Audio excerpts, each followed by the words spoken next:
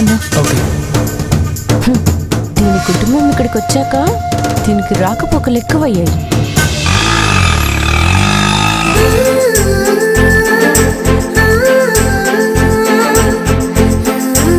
నీలవేణి, అయ్యా ఈ డ్రామా వస్తున్నాను.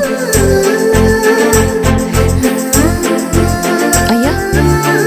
ఏమా బయటికి వెళ్ళి వస్తున్నావా? అవునయ్యా, జ్యోతి అక్క అమ్మమ్మ నాన్న వాళ్ళని చూడాలి అంటేను. ఓ, ఇంటికెళ్ళి వస్తున్నావా? అవునయ్యా. ఏంటయ్యా అలా చూస్తున్నారు? ఇప్పుడు నీ ముఖంలో కనిపించే ఈ సంతోషం ఈ ఇంట్లో రోజూ కనిపించాలని నా ఆశ.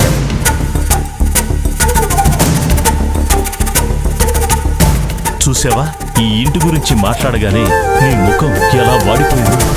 అలాంటిది ఏం లేదయ్యా. నువ్వు ఎంత మంచి అమ్మాయివో ఈ ఇంట్లో వాళ్ళకి ఏదో ఒక రోజు తెలుస్తుంది. ఆ రోజు ఇంకెంతో దూరంలో లేదమ్మా. నువ్వు సంతోషంగా వస్తే నేను ఏదేదో మాట్లాడి నిన్ను బాధ పెడుతున్నాను. సరే, అది వదిలే. మీ ఇంట్లో వాళ్ళు ఎలా ఉన్నారు? బాగున్నారయ్యా. ఊరు నుంచి మా నిత్య టీసీ తెచ్చేసాం. ఇక్కడ స్కూల్లో జాయిన్ చేయాలనుకుంటున్నాం. అయితే స్కూల్లో నేను మాట్లాడతాను. అయ్యో ఓదయ్యా. ఎందుకు వద్దమ్మా, నువ్వు ఊరుకో. నేను రేపే అడ్మిషన్ తీసుకుంటాను, నిత్యని జాయిన్ చేసేద్దాం. వద్దయ్యా, నేను ఇలా మాట్లాడి మిమ్మల్ని ఇబ్బంది పెడితే క్షమించండి. ఇప్పటికే మీరు మాకు చాలా సహాయం చేశారు. మా వల్ల మీరు ఇంకా ఇబ్బంది పడద్దయ్యా. ఎందుకమ్మా ఇలా మాట్లాడతావు? ఇంతే సహాయం చేయాలని ఏదైనా రూల్ ఉందా ఏంటి? అయినా మన ఇంట్లో వాళ్ళ కోసం మనం సపోర్ట్ చేసుకుంటే దాన్ని సహాయం అనరు, బాధ్యత అంటారు. కానీ మేము తిరిగి మీకేమీ చేయలేకపోతున్నాం కదయ్యా. పైగా మా వల్ల మీకు లేనిపోని సమస్యలు వస్తున్నాయి. కుటుంబం అన్నాక అవన్నీ ఉంటాయమ్మా.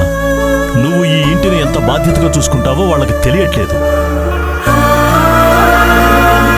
2 రోజులు నువ్వు లేకపోతేనే ఈ ఇల్లు ఎలా ఉందో తెలుసా? అది నేను నా మాటల్లో చెప్పలేను. నువ్వు నీ బాధ్యత తెలుసుకొని చక్కగా నడుచుకుంటున్నావు. కానీ నా బాధ్యతల్ని నువ్వు నన్ను చేయనివ్వడం లేదు. అలా ఏం లేదయ్యా. జ్యోతి అక్క ఒక స్కూల్ గురించి చెప్పింది. దాంట్లో 20% సీట్లు ఫ్రీగా ఇస్తారట. బాగా చదివే పిల్లలకి ఖచ్చితంగా సీట్ వస్తుందట. ఆ స్కూల్లో ప్రయత్నిద్దాం అనుకుంటున్నాం. నువ్వు నిర్ణయం తీసుకున్నాక ఇక నేను చెప్తే మాత్రం వింటావా? ఆ స్కూల్ పేరేమన్నా? జ్యోతి అక్క ఏదో ఇంటర్నేషనల్ స్కూల్ అని చెప్పిందయ్యా. సరే అమ్మా, నువ్వే. అలాగే అయ్యా.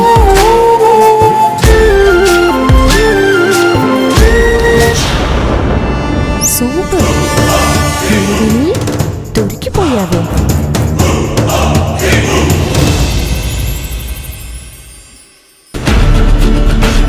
అవునమ్మా, నువ్వేమన్నా నాతో మాట్లాడడానికి వచ్చావా? నాకొక స్కూల్లో సీట్ కావాలి డాడ్. స్కూల్లో సీటా? అవును డాడీ, ఒక అమ్మాయి చదువు కోసం నేను ఆ సీట్ ఇప్పిస్తానని ప్రామిస్ చేశాను. సో మీరు ఏం చేస్తారో ఎలా చేస్తారో నాకు తెలీదు. మీ పవర్స్ అన్ని యూజ్ చేసి నాకు ఆ స్కూల్లో సీట్ ఇప్పించాలి. సరే, నువ్వు ఇంతలా అడుగుతుంటే నేను కాదంటాను చెప్పు. అలాగేనమ్మా, చూస్తాను.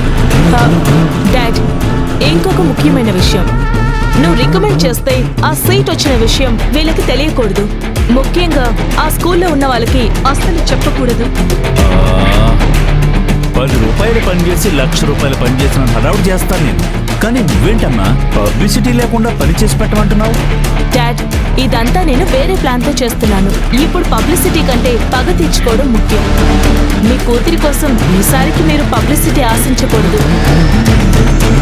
ఈ సీట్ ఇప్పించి ఒకరికి పెద్ద షాక్ ఇవ్వబోతున్నాను. నీ కూతురు అంటే ఏంటో వాళ్ళకి అర్థమయ్యేలా చేయాలనుకుంటున్నాను. అందుకే ఇదంతా. ఓ, అదన్నమాట విషయం. లేకపోతే నా కూతురు ఎవరికో సహాయం చేయడం ఏంటా అనుకున్నాను. ఏమైంది నా కూతురుగా ఆశ్చర్యపోయాను. మొత్తానికి నా కూతురు అనిపించుకున్నావు. సరే అమ్మా, నేను మాట్లాడతాను. నువ్వు వెళ్ళి ప్రశాంతంగా పడుకో. వెళ్ళమ్మా. Thank you so much daddy.